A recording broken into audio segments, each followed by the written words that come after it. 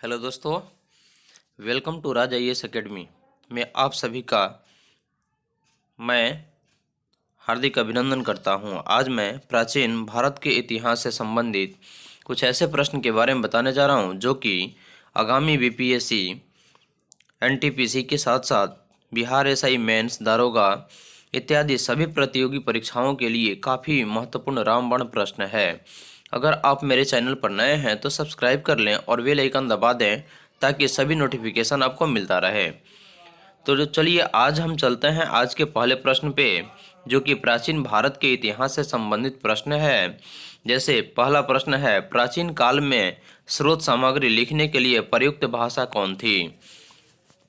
देखिए, प्राचीन काल में स्रोत सामग्री को लिखने के लिए जो प्राचीन भाषा में प्रयुक्त जो भाषा थी वह भाषा कौन सी थी? इसका सही आंसर है संस्कृत भाषा। अगला प्रश्न है, पुरालेख विद्या का अभिप्राय क्या है?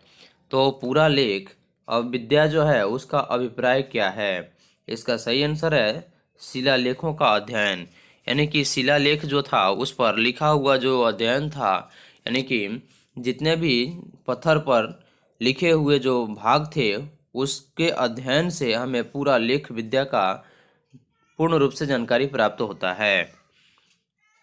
अगला प्रश्न है, महापाषाण संस्कृति 500 ईसा पूर्व से 100 ईस्वी यानी कि हमें दक्षिण भारत के उस ऐतिहासिक युग से परिचित कराती है जब महापाषाण काल में उपयोग में लाए जाते थे। यानी कि महापाषाण संस्कृति हमें दक्षिण भारत के किस ऐतिहासिक युग से परिचित कराती है जब महापाषाण काल में उसको उपयोग में लाया गया था? तो इसका सही आंसर हो जाएगा बड़े पत्थरों से घिरे कई समाधियाँ। यानी समाधि का मतलब होता है कब्र, यानी कि जहाँ पे मरे हुए व्यक्तियों के शव को दफनाया जाता है वैसे ही स्थान को कब्र कहते हैं। तो बड़े पत्थरों से घिरे हुए जितनी भी समाधियाँ थी वही महापाषाण संस्कृति जो कि सब है इसका, यानी कि समय 500 ईसा पूर्व से लेके और 100 ईसा पूर्व तक है, ईस्वी तक है। और यही हमें दक्षिण भारत के उस ऐतिहासिक युग से परिचित कराती है जहां महापाषाण काल में पत्थरों का उपयोग में लाया जाता था। अगला प्रश्न है, मानव द्वारा प्रयुक्त पहली धातु कौन थी? तो इसका सही आंसर है कॉपर। यानी कि मनुष्य ने सबसे पहले जिस धातु का प्रयोग किया था उस धातु का नाम था कॉपर। अगला प्रश्न है, कालीबंगन किस प्रदेश में स्थित है? तो कालीबंगन राजस्थान में स्थित है। तो कालीबंगन जो स्थान है वह भारत के राजस्थान राज्य में स्थित है जिसकी राजधानी जयपुर है और जयपुर को गुलाबी शहर के नाम से जाना जाता है। अगला प्रश्न है, धातु से बने सिक्के सबसे पहले कहाँ प्रकट हुए थे? देखिए, धातु से जो बने हुए प्रथम सिक्के थे वे सबसे पहले कहाँ प्राप्त हुए थे यानी कि प्रकट हुए थे? तो इसका सही आंसर हो जाएगा बुद्ध के काल में, क्योंकि महात्मा बुद्ध की सबसे पहले स्तूप बनाया गया था और उसी समय में सबसे पहले धातु से बने सिक्के का प्रयोग किया गया था। अगला प्रश्न है, हड़प्पा के लोगों की सामाजिक पद्धति क्या थी? यानी कि हड़प्पा के जो लोग थे उनकी सामाजिक पद्धति जो थी वह क्या थी? तो इसका सही आंसर है उचित समतावादी। अगला प्रश्न है, हड़प्पा की सभ्यता के बारे में कौन सी युक्ति सही है? यानी कि हड़प्पा की सभ्यता की जानकारी हमें किस प्रकार से प्राप्त होती है और वे किस प्रकार से हड़प्पा सभ्यता के लोग रहा करते थे, उनकी सही जानकारी हमें किससे प्राप्त होती है? तो इसका सही आंसर है उन्होंने पशुपति का सम्मान करना आरंभ किया था। यानी कि पशुपति का सम्मान यानी कि आदर करना शुरुआत किया था और उसी समय से हमें हड़प्पा की सभ्यता के बारे में उक्त जानकारी प्राप्त होती है। अगला प्रश्न है, भारत में खोजा गया सबसे पहला पुराना शहर कौन था? यानी कि भारत में कौन ऐसा शहर था जिसको सबसे पहले खोजा गया था और वह शहर सबसे पुराना था? इसका सही आंसर है हड़प्पा। अगला प्रश्न है, सिंधु घाटी की खुदाई में मिले अवशेषों में तत्कालीन व्यापारिक और आर्थिक विकास के द्योतक कौन से थे? यानी कि सिंधु घाटी की सभ्यता में जो खुदाई हुई थी उस खुदाई के फलस्वरूप जो अवशेष प्राप्त हुए थे उसमें तत्कालीन व्यापारिक और आर्थिक विकास के धोकर यानी कि कौन थे? इसका सही आंसर है मुद्रा। अगला प्रश्न है, हड़प्पा सभ्यता की खोज किस वर्ष में हुई थी? तो इसका सही आंसर है, हड़प्पा सभ्यता की खोज जो हुई थी वह अगला प्रश्न है, हड़प्पा स्थलों की खुदाई में क्या नहीं मिला है?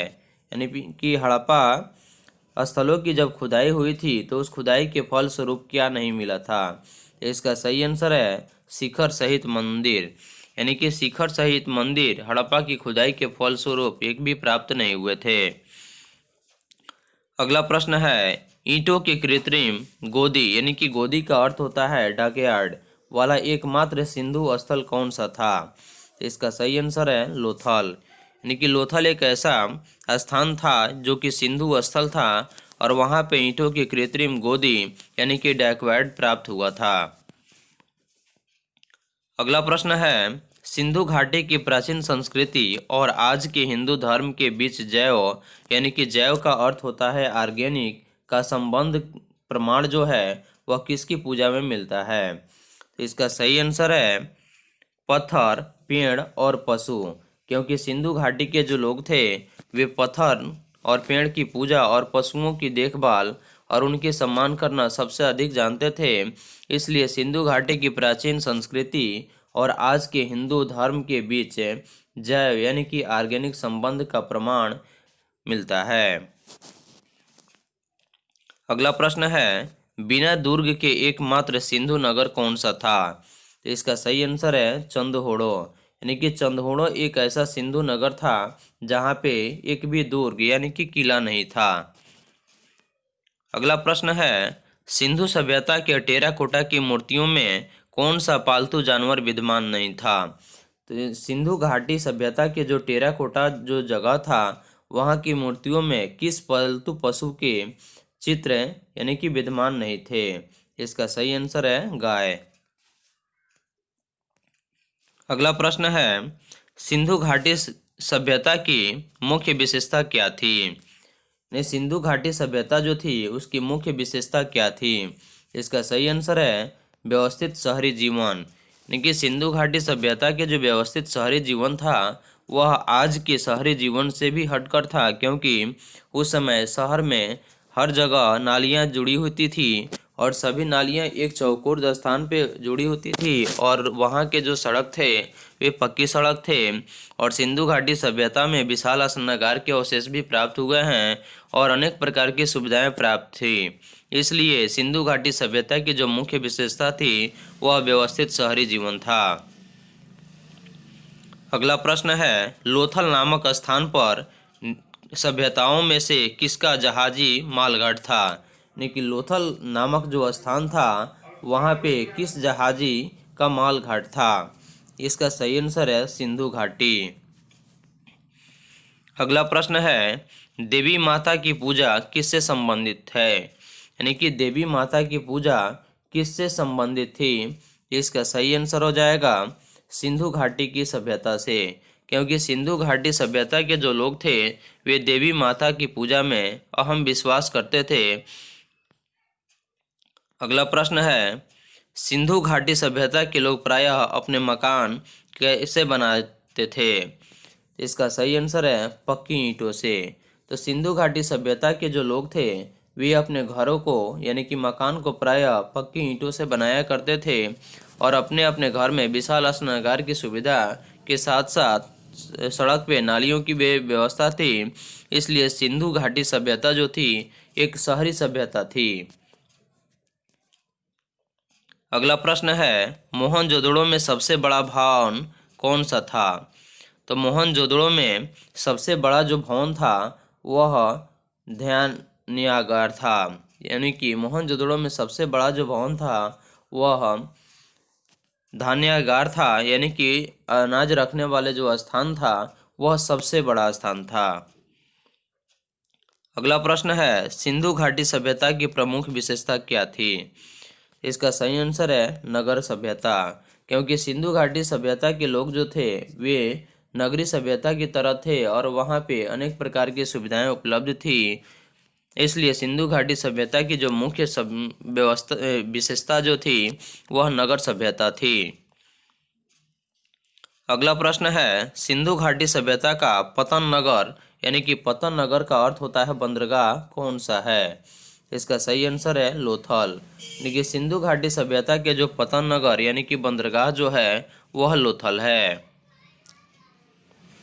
अगला प्रश्न है, हड़प्पा सभ्यता का सर्वप्रथम किस विद्वान ने खोज किए थे? यानी कि हड़प्पा सभ्यता के खोजकर्ता कौन थे? इसका सही आंसर है दयाराम साहनी। तो दयाराम साहनी ने सबसे पहले हड़प्पा सभ्यता को खोज किया था।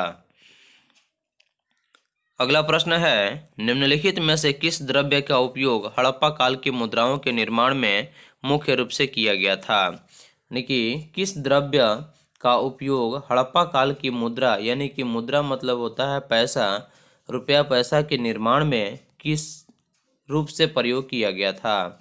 इसका सही आंसर है टेराकोटा। तो टेराकोटा का उपयोग हड़प्पा काल की मुद्राओं के निर्माण में मुख्य रूप से किया गया था। अगला प्रश्न है, कौन हड़प्पा संस्कृति के अध्ययन के साथ संबंध नहीं है? इसका सही आंसर है पी.एस. वत्स, जो कि हड़प्पा संस्कृति के अध्ययन से संबंध नहीं है। अगला प्रश्न है, हड़प्पा की सभ्यता किस युग की सभ्यता थी? इसका सही आंसर है कांस्य युगीन सभ्यता। यानी कि हड़प्पा की सभ्यता जो थी वह कांस्य युग की सभ्यता थी। अगला प्रश्न है, हड़प्पा वासी किस धातु के यानी किस वस्तु के उत्पादन में अग्रणी थे? अग्रणी का मतलब होता है सबसे आगे। तो हड़प्पा वासी जो थे वे सबसे पहले किस वस्तु के उत्पादन में सबसे पहले स्थान पर थे?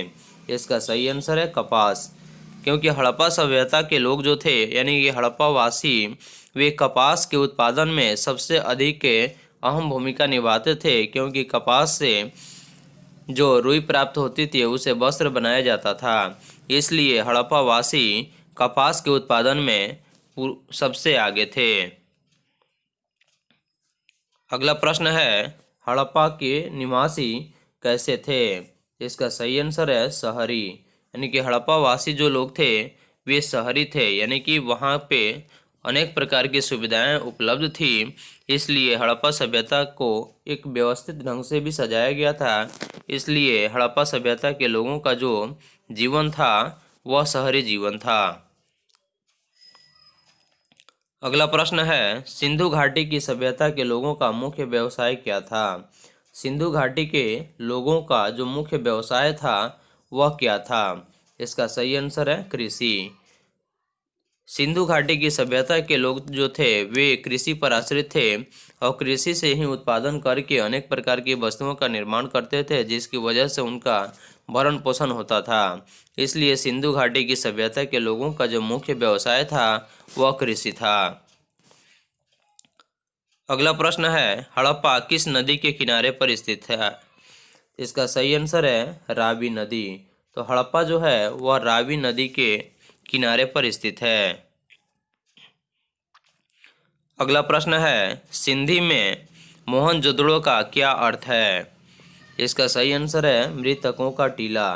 तो मोहनजोदड़ो का अर्थ जो होता है वह मृतकों का टीला है, यानी कि मरे हुए व्यक्तियों का जो अवशेष प्राप्त होता है और उनके लिए जो एक स्तूप जो बनाया जाता है उसी को सिंधी में मोहनजोदड़ो कहा जाता है, और जिसका अर्थ होता है मृतकों का टीला।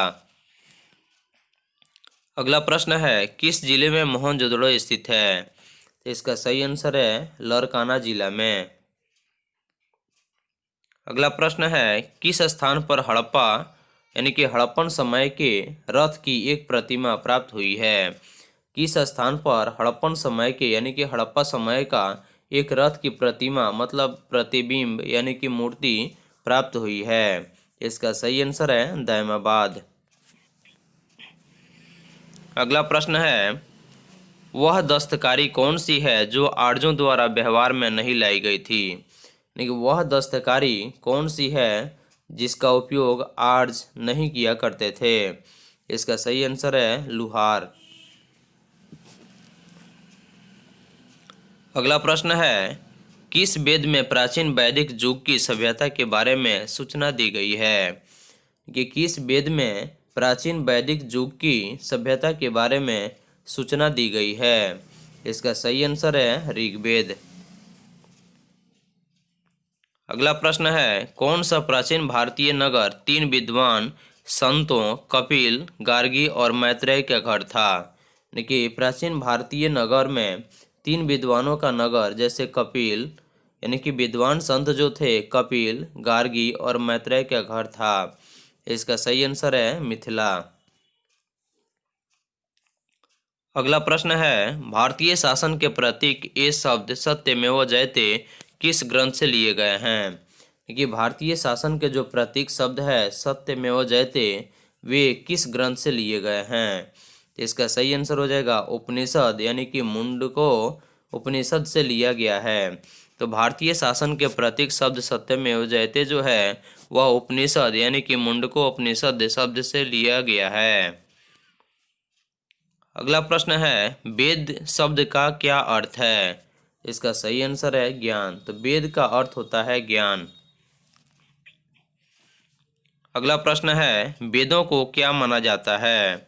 इसका सही आंसर है श्रुति। वेदों को श्रुति माना जाता है। अगला प्रश्न है, भारत में वर्ण व्यवस्था किस लिए बनाई गई थी? तो भारत में वर्ण व्यवस्था जो थी वह किस प्रकार बनाई गई थी? वर्ण मतलब होता है जाति की एक जो व्यवस्था है वह किस लिए बनाई गई थी? इसका सही आंसर है व्यावसायिक श्रम विभाजन के लिए। तो भारत में व्यावसायिक श्रम विभाजन के लिए ही वर्ण व्यवस्था बनाई गई थी। अगला प्रश्न है, वैदिक लोगों द्वारा किस धातु का प्रयोग सबसे पहले किया गया था? इसका सही आंसर है तांबा। इसका सही आंसर है तांबा। तो वैदिक लोगों द्वारा सबसे पहले तांबा का प्रयोग किया गया था। अगला प्रश्न है, उत्तर वैदिक काल के वेद विरोधी और ब्राह्मण विरोधी धार्मिक अध्यापकों को किस नाम से जाना जाता था?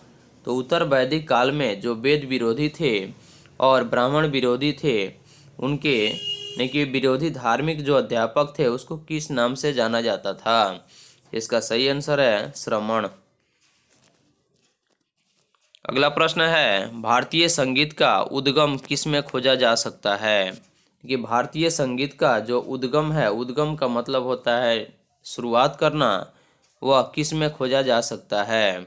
इसका सही आंसर है सामवेद के संहिता में।